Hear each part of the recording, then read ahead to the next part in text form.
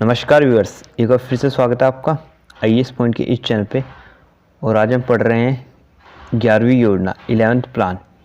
इससे पहले आपने 10 पंचवर्षीय योजनाओं के बारे में पढ़ लिया था और आज हम पढ़ रहे हैं आपकी 11वीं योजना 11th प्लान। इस योजना का जो लक्ष्य था वो था सतत वृद्धि,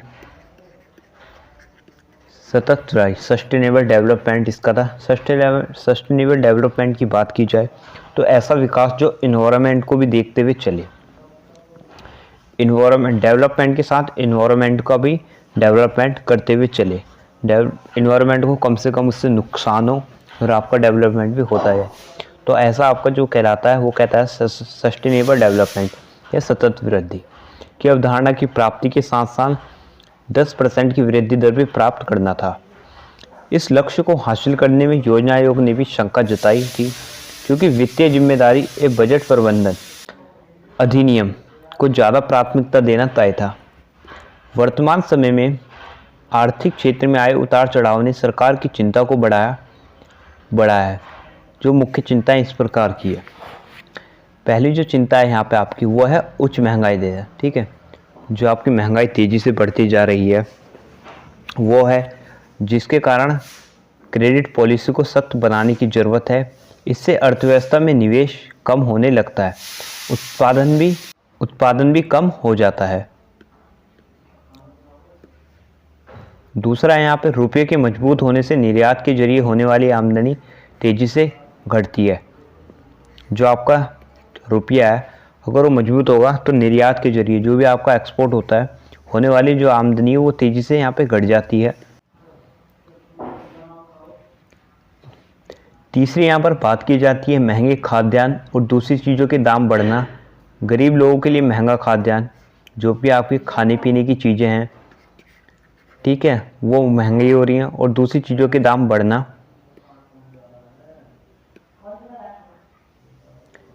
कच्चे तेल की कीमतें राष्ट्रीय खजाने के लिए एक बोझ बन गई हैं। जो आपके कच्चे तेल हैं उसके प्राइसेस भी इंक्रीज हो रहे हैं।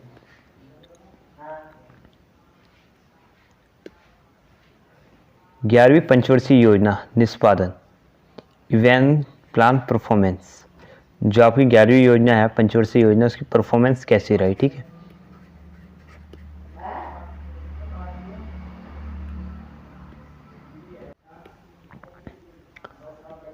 योजना आयोग ने योजनाओं के बीच में मूल्यांकन करने की कोशिश की, जिस पर जुलाई 2000 में राष्ट्रीय विकास परिषद ने विचार किया और अपनी स्वीकृति दी। मूल्यांकन दस्तावेज ने विकास कामों की समीक्षा की और 11वीं पंचवर्षीय योजना के दौरान अलग अलग क्षेत्रों में अर्थव्यवस्था के प्रदर्शन को आंका गया। इस आकलन सुधार के परामर्श भी थे। कुछ चुने हुए क्षेत्रों में इसने समस्याओं की तरफ ध्यान खींचने का काम किया। उन अवरोधों को भी चिन्हित किया जो 11वीं पंचवर्षीय योजना की शेष समय सीमा और 12वीं पंचवर्षीय योजना के लिए प्रशासनिक हो सकते थे। अन्य मुद्दे के साथ इसमें है कृषि की उत्साह की पुनर्बहाली। दूसरा है यहाँ पर भारत के जल संसाधन का प्रबंध।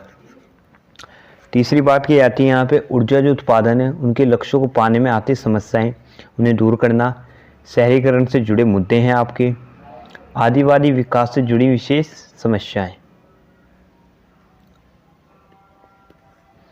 कृषि के मद्देनजर समय सीमा के बीच में हुआ मूल्यांकन बताता है कि हालांकि 11वीं योजना में कृषिगत प्रदर्शन व विकास दर दोनों 10वीं योजना से बेहतर लगते हैं, लेकिन सालाना 4% के लक्ष्य का नहीं पाया जा सकता।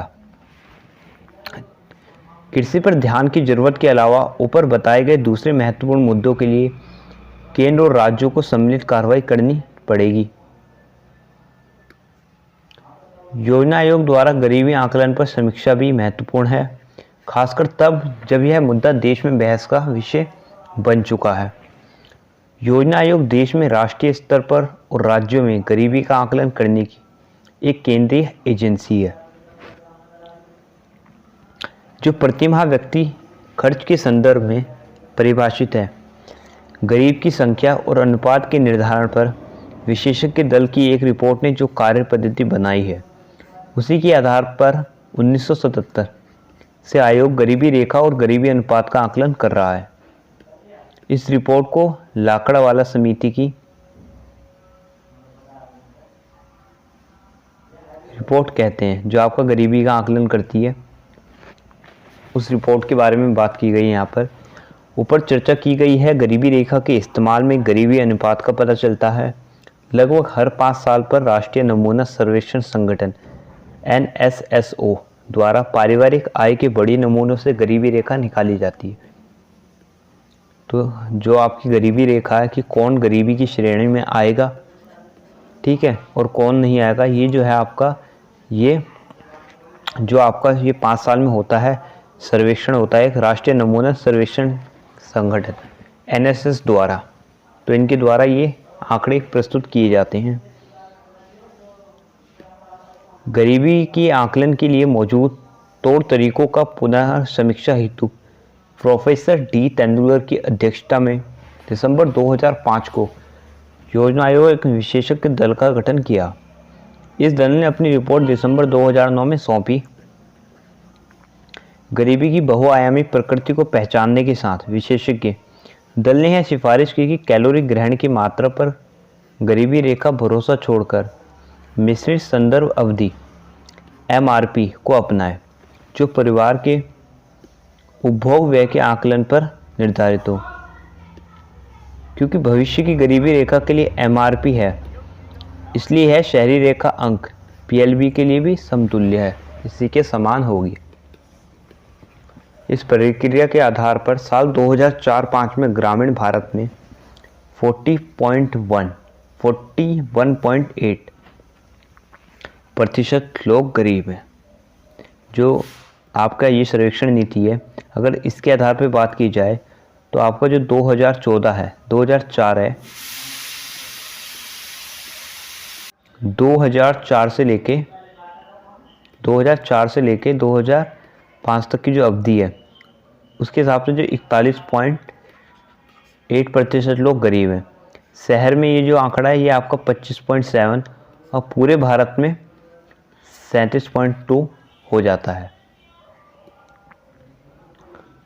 हालांकि अलग अलग कार्य पद्धति के कारण तेंदुलकर समिति का आकलन तत्कालीन गरीबी आकलन से मेल नहीं खाता है।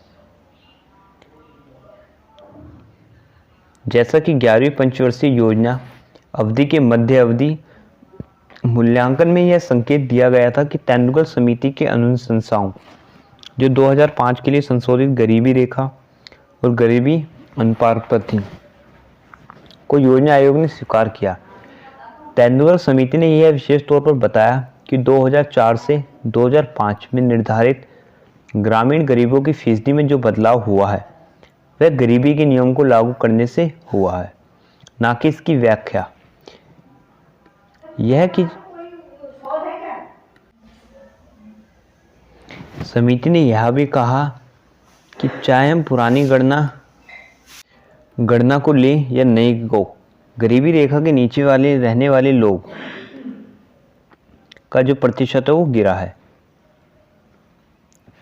योजना आयोग के अनुसार आर्थिक परिदृश्य को देखते हुए सरकार द्वारा अपनाए गए विस्तृत राजस्व उपायों को जो वैश्विक मंदी से मुकाबले के लिए है साल 2009-10 में जारी किया गया है।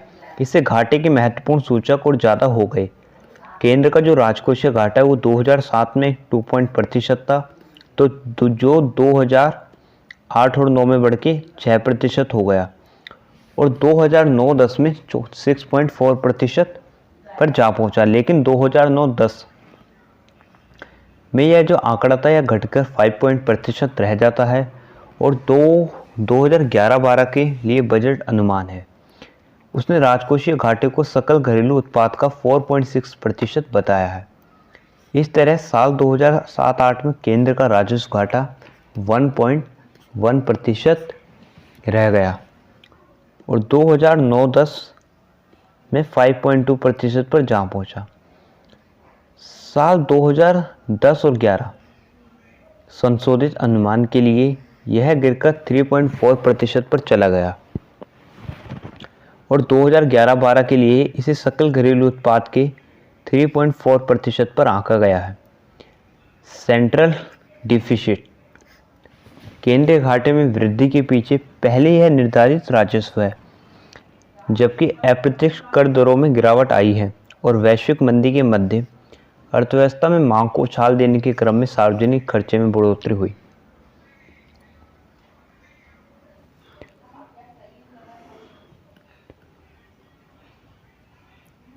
मूल्य स्थिरता का मुद्दा योजना अवधि के आधे से अधिक समय तक बना रहता है।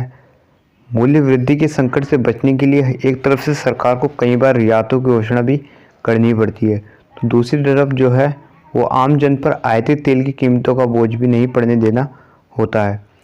नतीजन सरकारी खजाने में फंड की कमी हो जाती है और अंत में जो सरकार के पास जो निवेश किए जाने वाले फंड की न्यूनतम आपूर्ति हो जाती है। यही सब कारण रहे हैं जिनसे 11वीं पंचवर्षीय योजना अपने लक्ष्य के पीछे रह गई।